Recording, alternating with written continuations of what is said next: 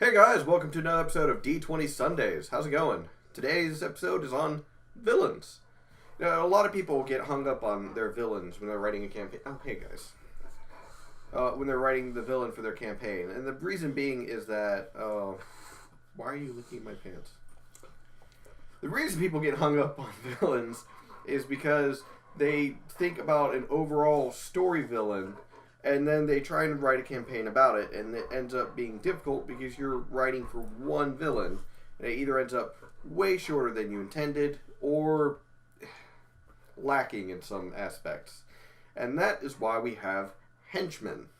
You see, the reason why we have henchmen is because some of them are going to be of unique note enough to where we can use them instead of using the main villain. Think of it like story arcs.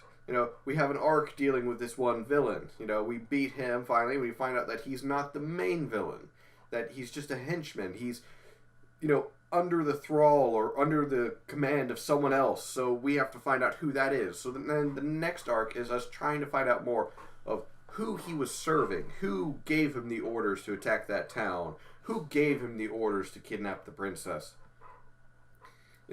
That's what you got to think of. You have to arc it. You have to make this multi-arc story before building up to your overlord, your mastermind, the one who has all of the control and so demanding. The one who has all the command and power, the main villain, the ones that truly going to be testing, your players. What? Lay down. Lay down.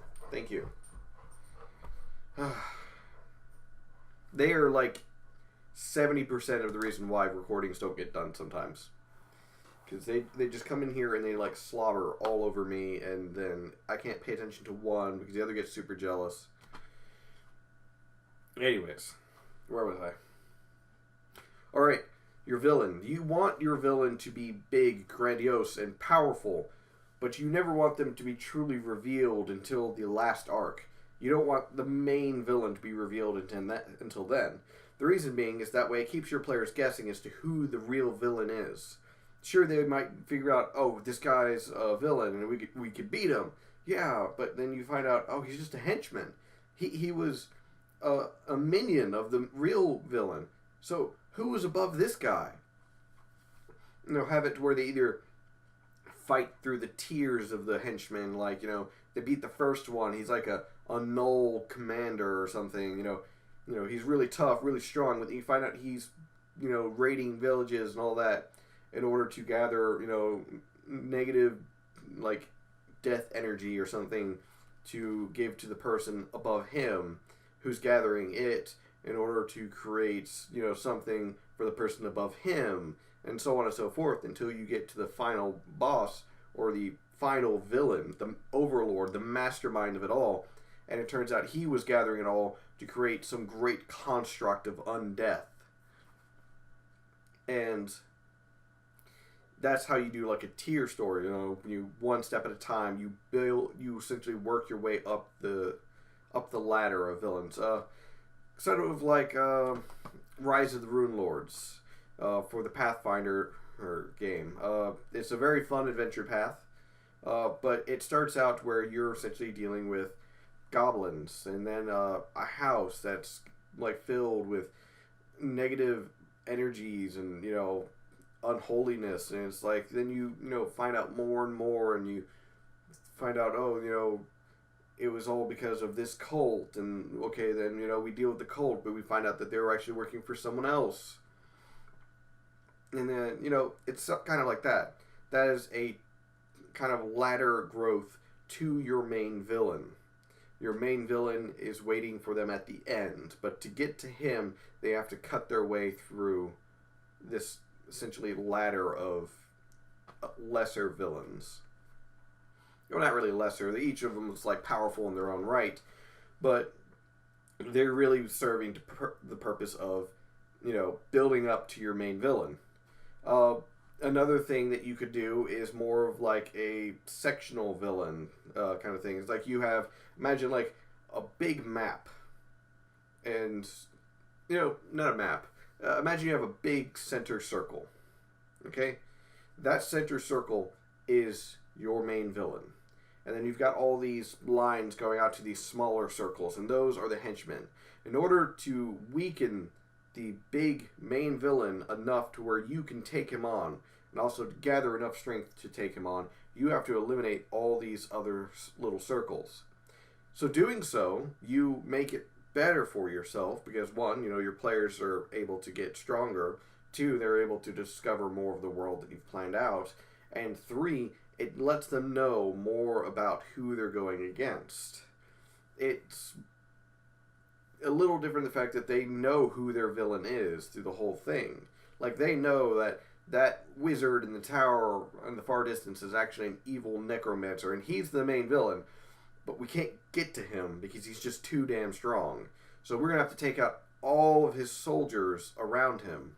All of the sentries, all of the, just everything he's put up and built around himself. You got to take all of that before you're even close enough to be able to challenge him.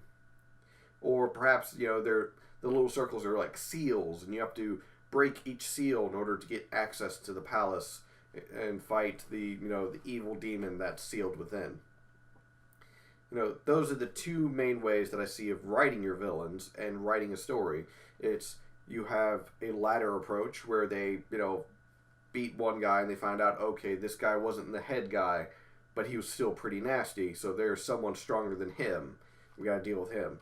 Or you do it more of, we know who the villain is, but we can't get to him yet. We have to go around and get rid of essentially all the supports that he has before we can challenge him.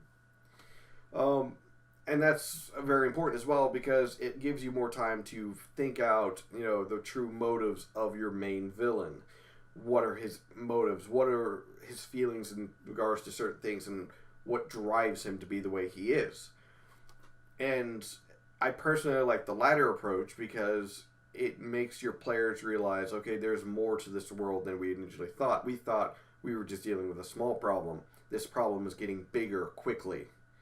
And it also lets you not get hung up on just one villain. It allows you to essentially plan out multiple villains. It allows you to plan out multiple people who are all working towards a single goal under this one person. But you don't know who that one person is. So you're having to deal with these multiple people. So you've got maybe a captain like far beneath them that's, he's pretty much doing the grunt work. And then you have his commander or his general. And then you have like a high mage above him. And, so on and so forth. Anyways, that's all I wanted to give for you for this episode. Is talking about villains and how you should plan out your adventures in regards to them. You shouldn't have just, oh, here's your villain, everything that happens he's doing and it's him, but you can't touch him. I'm not going to let you touch him. It's more of, he's doing these things and you know him, but you can't challenge him just yet. Or you can't reach him just yet. He's just out of reach. And once again, this goes back to the rules of being a dungeon master. Be reasonable about how you create everything. So, anyways, catch you guys next time.